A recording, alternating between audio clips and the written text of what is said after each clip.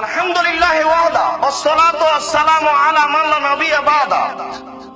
আনাস রাদিয়াল্লাহু তাআলা আনহু বলেন, রাসূল সাল্লাল্লাহু আলাইহি ওয়াসাল্লাম বলেছেন, লা ইয়াহিল্লু দামু ইমরিন মুসলিমিন, কোন মুসলমানের রক্ত বৈধ নয়, কোন মুসলমানকে হত্যা করা বৈধ নয়। কে? যে ব্যক্তি বলে লা ইলাহা ইল্লাল্লাহ ওয়া আন্না মুহাম্মাদুর রাসূলুল্লাহ ইল্লা বিইহদা সালাসিন, তবে তিনটি কারণে মারা যাবে, তাকে হত্যা করা যাবে। এক, আস-সাইয়্যিবু জানি, বিবাহিত ব্যভিচারী, তাকে মারতে হবে। দুই, অন-নাফসু বিন-নাফসে, কেউ হত্যা করলে তাকে হত্যা করতে হবে। তিন, তারেকুল দ্বীনিহি, কেউ যদি মুরতাদ হয়ে যায়, দ্বীনকে ত্যাগ করে আমি কোরআন মানি না, নামাজ মানি না, এমন মানুষকে হত্যা করতে হবে। আবু হুরায়রা রাদিয়াল্লাহু তাআলা আনহু বলেন, রাসূল সাল্লাল্লাহু আলাইহি ওয়াসাল্লাম বলেছেন, আস-সাইবু বিস-সাইব আল-বিকরু বিল-বিকরি জিলদু মিয়া তাগরিবু সানা ওয়া সাইবু বিস-সাইব আর-রাজম। অবিবাহিত নারী পুরুষ যদি জেনায় লিপ্ত হয়, তাহলে তাকে 100 লাঠি পিটিয়ে এলাকা থেকে 1 বছরের জন্য তাড়িয়ে দিতে হবে। তিনি বলেন, কোন বিবাহিত নারী পুরুষ যদি জেনায় লিপ্ত হয়, তাহলে তাকে ইট দিয়ে, ঢেল দিয়ে, পাথর দিয়ে মেরে ফেলতে হবে।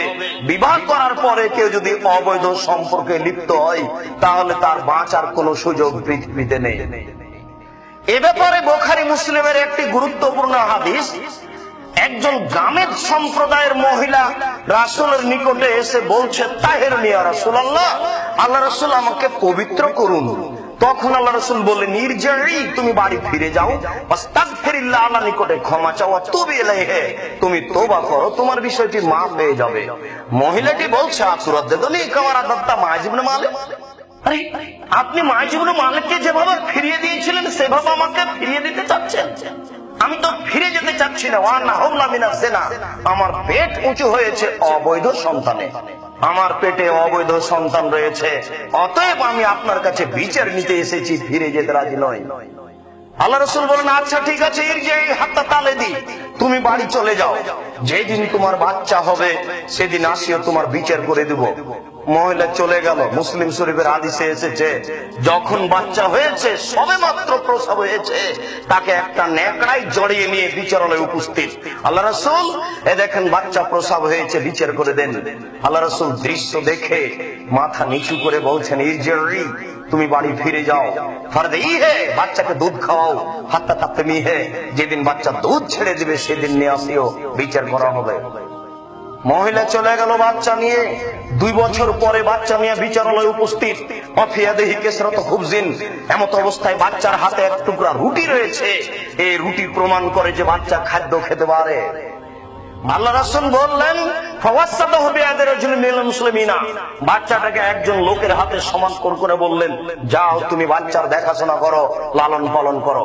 তারপরে তিনি বললেন, সঙ্গী সাথী, ইযহাবু বিহা, তোমরা একে মাঠে নিয়ে যাও, ওয়াফিরুনা সাদরিহা, মাঠে নিয়ে গিয়ে একটা গর্ত খোঁড়ো, সুমার জেমুহা, গর্ত খুঁড়ে বুক পর্যন্ত পুঁতে দিয়ে ঢেল পাথর দিয়ে মেরে গেল।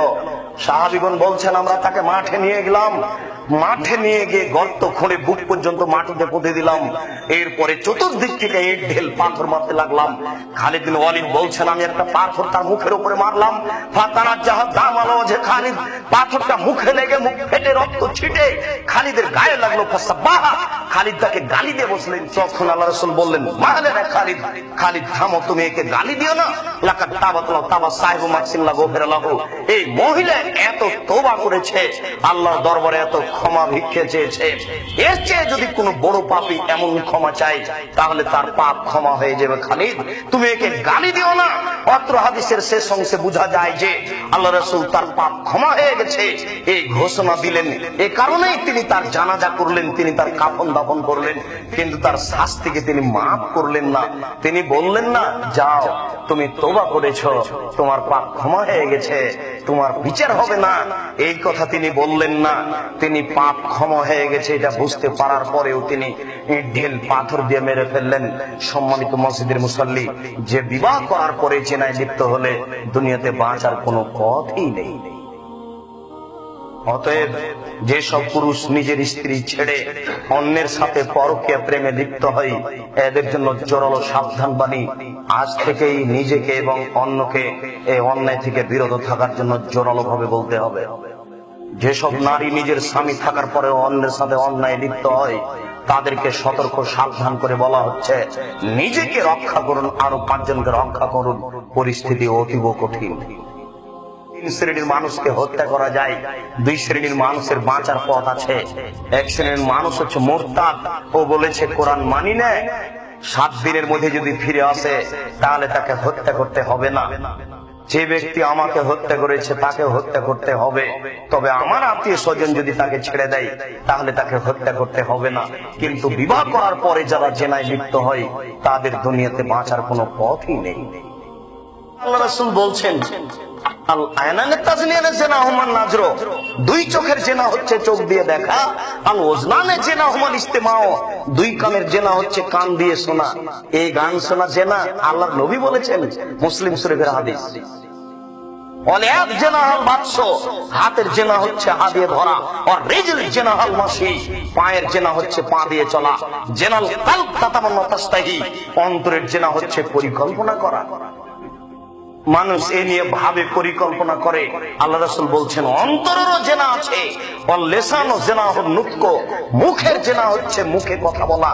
আপনার মোবাইলের ভাষাগুলি আপনার মনে আছে, কত অশ্লীল কথা দিয়ে আপনি সময় কাটাচ্ছেন, অথচ এগুলো সব লেখা হচ্ছে বিচারের মাঠে।